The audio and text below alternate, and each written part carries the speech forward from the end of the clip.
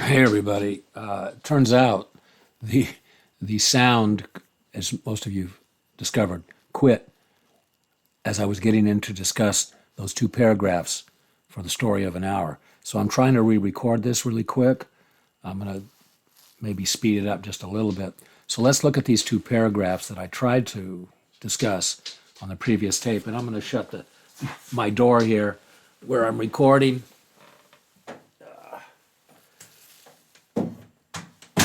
One of my dogs may want to come in. It's probably better to shut the door. In any case, let me read this. Mrs. Mallard, the central character in the story of an hour, is a shallow, selfish woman. She grieves only a very short time after the news of her husband's death.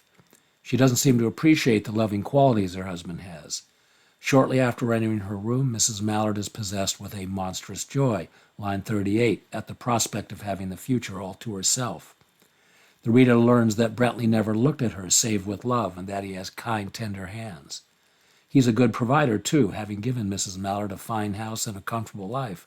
But Mrs. Mallard shows no appreciation for his efforts. In the end, she can't even be happy the report of his death is wrong. She would rather die than live in union with this unsuspecting, loving man. These are the qualities of a selfish person. Now, one of the things you'll notice is we do have a topic sentence, which is probably a good idea. It's the first sentence there.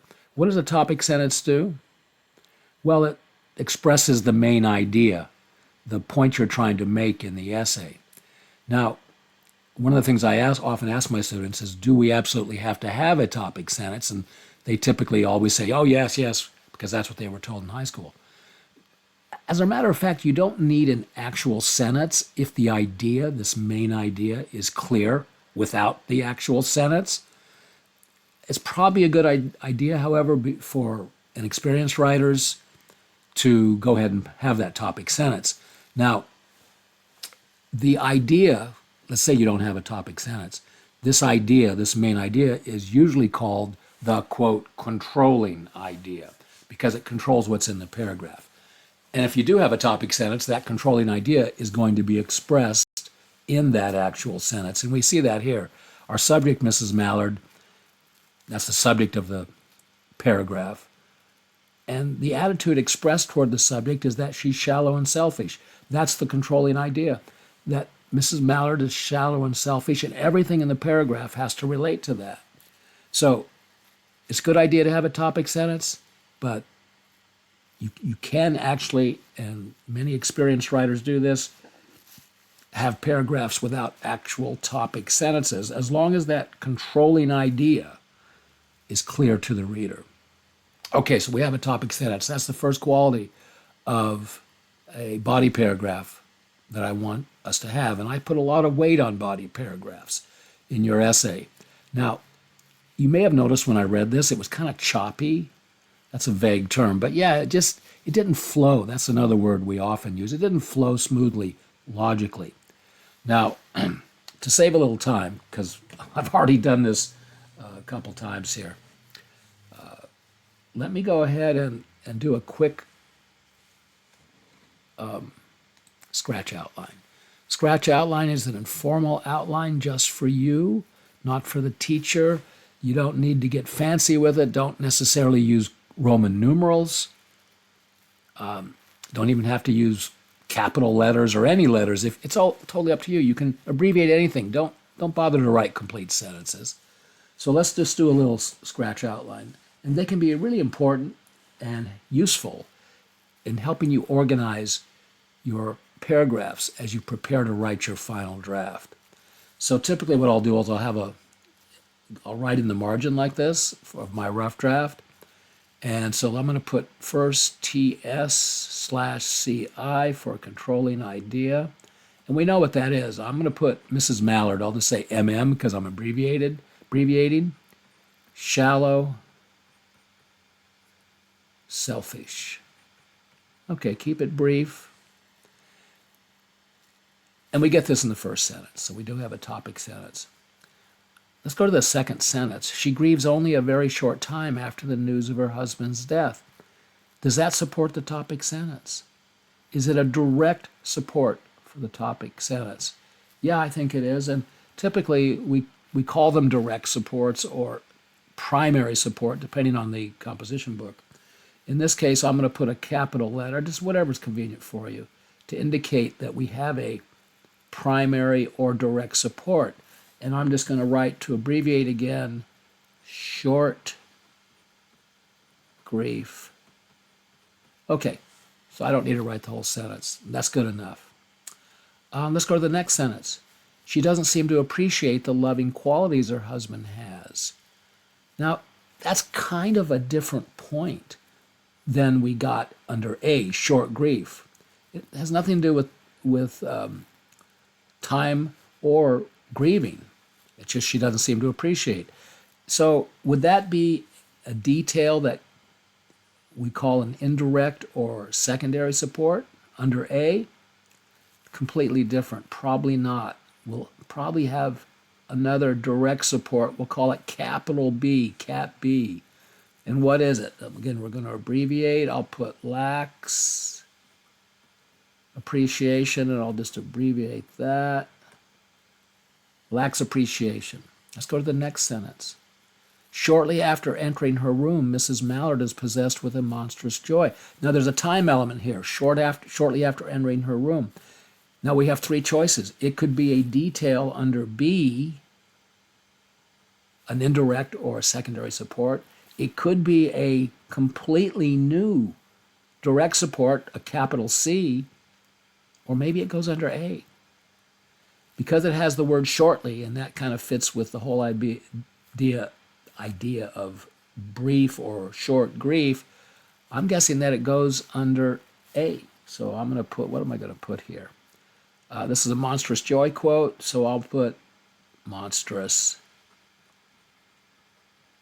joy, so we know what it means. Let's go to the next sentence. The reader learns that Bentley never looked at her save with love, and yet he has kind, tender hands. Powering off. That was my one of my Bluetooth speakers powering off. You probably heard that. Okay, just letting you know what that is. Where was I? Bentley never. This is line 5. Bentley never looked at her save with love, kind, tender hands. Okay, that shows that he's a good guy, which kind of fits under lack of appreciation. He's good, and she doesn't appreciate it. So let's just put in there save with love. We know what it refers to. Bradley's a good guy. I could have written good guy. All right. And you can see in line 6, we continue with that. He's a good provider too. So let's put under here, provider. So we have two indirect supports for B. Now, if we look at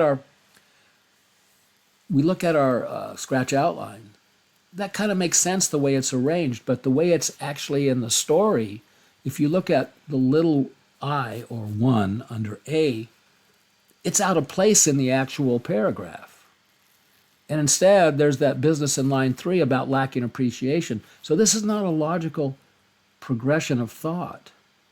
And that brings us to the second quality of a good body paragraph, and that is coherence. Coherence means good flow, good logical presentation of thought. And this paragraph doesn't have it. That's a huge paragraph error. And that's the second quality, having coherence. Some people call it cohesiveness, some just say flow, logical presentation of thought, etc. Okay. To save time, I'm not going to do the scratch outline for the rest of the paragraph. Let's go to the second paragraph. Let me read this one. Now, for this one, we don't really need a scratch outline. The organization, the logic, the coherence is pretty clear. Just right there. You can probably click it off in your head as I'm reading along. Mrs. Mallard, the central character in the story of an hour, but there's a typo, story of an hour. Sorry about that. I guess I get an F for today. Is a shallow, selfish woman. Her selfishness is clear soon after she learns the news of her husband's death. It takes only a few minutes of tears over Brentley before she's concerned totally with herself and the wonderful life she's going to have. How terrible would it be for Brentley if he ever found out how quickly she starts to forget him? Indeed, she breathes free, free, free moments after the news of his death. So all of that's having to do with quick grief. Okay, all those details, you can see them in your head. I don't need to write them down. There's our cap A with secondary details, indirect supports. Now, when we get to line 6, we get the cat B, and it's signaled pretty clearly with the word also and a reference to the thesis, the topic sentence, her selfishness again. So here we have a nice transition to cap B. Her selfishness is also clear from the fact that Brentley is a good man whose love is unappreciated by his self-centered wife. So good man, lack of appreciation. The narrator reports, for example, that Brentley never looked at her save with love and that he has kind, tender hands. Maybe she would even skip the funeral were one actually to occur. Brentley is a good provider, too, having given her a fine house and a comfortable life. But Mrs. Mallard doesn't care. It seems that her love comes and goes with her mood, and with his supposed death, it's gone for good. In the end, she can't even appreciate the discovery that the report of his death is wrong. In fact, she would rather die than live in union with this unsuspecting, loving man. These are the qualities of a selfish person. So we get this line 6, we get a transition to capital B. He's a good provider. She doesn't appreciate it, the lack of appreciation. And then we get supporting details, the indirect supports, the little I, the little double I, whatever you call those, 1, 2. Okay, but it's pretty clear, the outline of this thing, and I don't think we need to revise it. This paragraph does have cohesiveness. However, I'm guessing as I read it that there might have been 1 or 2 sentences that bothered you, and because we're not in class, I can't ask you directly, so I'm guessing line 4, how terrible would it be for Brentley if he ever found out how quickly she starts to forget him? Now, that all may be true, I don't know. Speculation. But the key thing is that controlling idea. What is the controlling idea again? In this case, it's expressed in an actual topic sentence. Mrs. Mallard is a shallow, selfish woman. So this paragraph, because this is the controlling idea which controls what's in the paragraph, has to be all about Mrs. Mallard and about her being shallow and selfish. However, here we've changed the focus in this sentence completely. We're worried about Brentley, how he feels or would feel.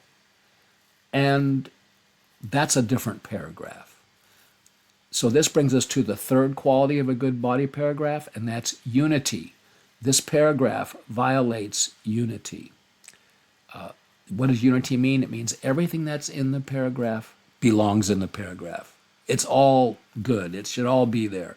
When you get something like this that's really outside the scope of the paragraph, it lacks unity. The paragraph lacks unity, and you should rip it out of there. So let's rip that out. Now, there was another sentence down below. Let's find it. It's about the funeral, right? Maybe she would even skip the funeral were one actually to occur. Oh, okay. Yeah, this would show a lack of appreciation, certainly. A lack of love, a lack of good taste, a lack of a lot of things. Okay, it would. But it's really heavy on the speculation.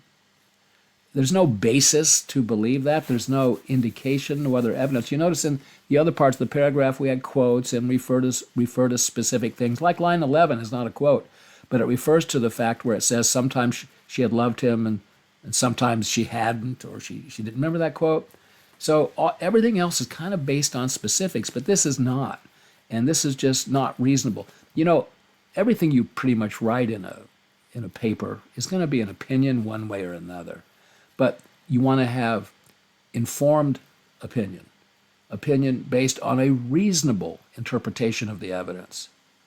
We have no evidence to interpret here for this one about the funeral. And because of all that, it's just useless speculation. It really doesn't fit, so it's not really part of the unity of the paragraph, and I would rip it out again. So again, unity is an important element. Now, so far we've had 3 items. Topic sentence, controlling idea. Number 2 is coherence. Number 3 is unity. What is number 4? Adequate and specific support. Adequate means enough, right? Enough support for the topic sentence, for the controlling idea, and specific support for the controlling idea. Do we have specific support here? Yeah, we got those quotes, the free, free, free, and kind, tender hands, save with love, and we have some references to specific incidents. So we've got specific evidence. That's good. I want to see a lot of that in your papers, lots of quotes. Okay. And I think, is there enough of it? Well, that's always a judgment call, but I would say, yeah, I think the writer here makes a decent, reasonable case based on the evidence. So does this have adequate and specific support? Yes, it does. So this semester, every one of your body paragraphs, I'm applying that filter to, that template, that rubric, if you will, of these 4 qualities, and I put a lot of weight. If your paragraphs lack coherence, there's no way you can get an A on your essay, or lack unity, or doesn't have a controlling idea, and doesn't have adequate and specific support. You're not going to get an A. It's going to hurt your grade on these essays. So let's keep those in mind. We'll be looking at those 4 qualities when we start looking at example essays, which we're going to do soon. Okay, hopefully the sound works on this recording. I'm looking forward to seeing you in class later this afternoon. So let me see if I can turn this thing off. And, okay, yeah, there it is. Only 16 minutes. Hey, we did better this time. Okay, I'm stopping it.